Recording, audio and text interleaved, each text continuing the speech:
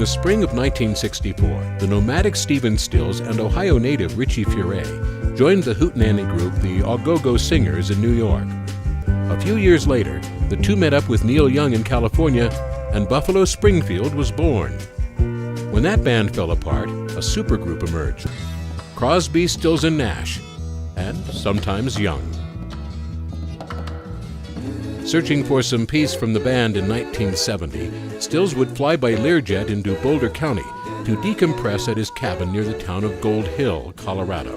Well, being from Florida, it was air conditioned outside. And I loved the snow. I'd never been around it very much. Locals always knew when Stills was in town because he had a Mercedes truck, one of the few in the country. And it came in very handy, and all the guys at Instar and Rocky Mountain Rescue really loved it. And I was getting phone calls all the day because I had a winch on the front that couldn't be beat. And so when they would start dropping like flies off the flat irons, they would call me. On September 20th, snow fell in the Rockies. At dawn, Stills walked outside his cabin, guitar in hand, and posed for the cover of his first solo album. It was the morning after he had received news of the death of his friend, Jimi Hendrix. Hendrix had supplied guitar work on Stephen Stills, and Stills dedicated the album to James Marshall Hendrix. Stills wrote many of the songs for his second solo album that winter while in Colorado, and the gatefold picture inside the album showed a mountainous vista. He also named his publishing company after Gold Hill, where he was a volunteer fireman for a time. Chris Hillman had stayed with the Byrds for 4 years and 6 albums, and then left with Graham Parsons to develop acoustic country sounds in a new band dubbed the Flying Burrito Brothers. He remained with the band during many personnel changes. When the Burritos played the venerable Boulder night spot Tulagi, Stills watched with interest. At the bar after the show, he posited that Hillman and guitarist Al Perkins could quit their band and join him. Stills made a follow-up call to Hillman, who accepted and moved to Colorado. Stills also requested he bring along Perkins, and he retained several members of his touring band: Dallas Taylor on drums, bass player Fuzzy Samuels, keyboardist Paul Harris, and a young percussionist named Joe Lala. Stills had been visualizing a new group that would bring together rock, folk, Latin, country, and blues. The Stills Burritos amalgam was dubbed Manassas after the Civil War battlefield, and when it congregated in the studio, something clicked. Rehearsals flowed right into marathon recording sessions, the longest of which, according to engineer Howard Albert, lasted 106 straight hours. It was a rock band that only had a steel guitar. And it was actually all the bands from Nashville now sound like Manassas did then. In Manassas, Hillman emerged as Stills' musical foil, collaborating in the writing and contributing vocals as well as instrumental versatility. The 1972 debut album Manassas, featuring the songs Colorado, It Doesn't Matter, It doesn't matter which of our fantasies fled. Johnny's Garden, In Johnny's garden. and Rock and Roll Crazies Rock and roll crazy. Get you right down. was a commercial and critical success, peaking at number 4 on the charts.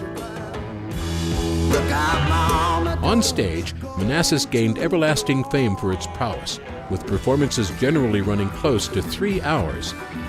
Building off the Burritos format, shows began with an opening rock set, followed by Stills playing solo acoustic, Hillman and Perkins playing bluegrass, and the band then returning for country, more rock, and an acoustic finish.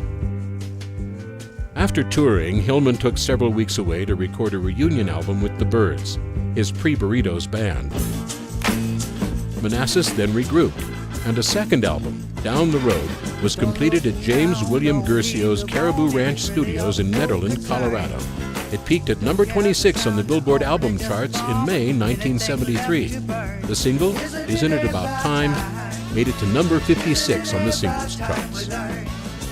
We played with Stephen for 2 years in Manassas. It was a great band. It was, I would count him as sort of a mentor. He was at the top of his game in 1972. Songwriter, singer, guitar player. I learned so much. I improved on my songwriting technique. I certainly learned a lot of guitar from him. He was a good man. He's still a good friend. Stills married French singer-songwriter Véronique Sanson, who he had met while on tour with Manassas. Their son, Chris Stills, today a musician as well, was born in April 1974 in Boulder Community Hospital. Hillman made a future commitment to join forces with J.D. Souther and Richie Furay in the Souther-Hillman Furay Band, and Stills regrouped with Crosby, Stills, Nash, and Young for sessions that were ultimately aborted due to various disagreements. When Stills reassembled Manassas, he secured the services of bassist Kenny Passarelli of Joe Walsh's Colorado-based band, Barnstorm. Following the last leg of the 1973 tour, Manassas announced its breakup. Stills spent a few years working with Donnie Dacus, a guitarist who played an integral role in the making of Stills' next 2 albums. Many recording sessions for Stills and Illegal Stills took place at Caribou Ranch in Colorado. Hillman produced Burrito bandmate Rick Roberts' second solo album, She Is a Song. He then joined the Souther-Hillman Furay Band, a venture that included Perkins, Harris, and Lala as well. The group recorded 2 albums, the first earning a gold record, and toured nationally before splitting up in the summer of 1975. Back in Colorado, Hillman prepared his first solo album, Slippin' Away, a summation of his rock, bluegrass, and country roots, aided by old Burrito and Manassas pals.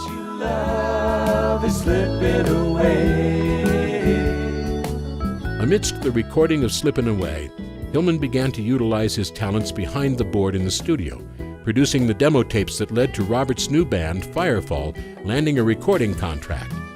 He also produced Denver folk singer and former Dusty Drapes and the Dusters member Dan McCorrison's self-titled solo album.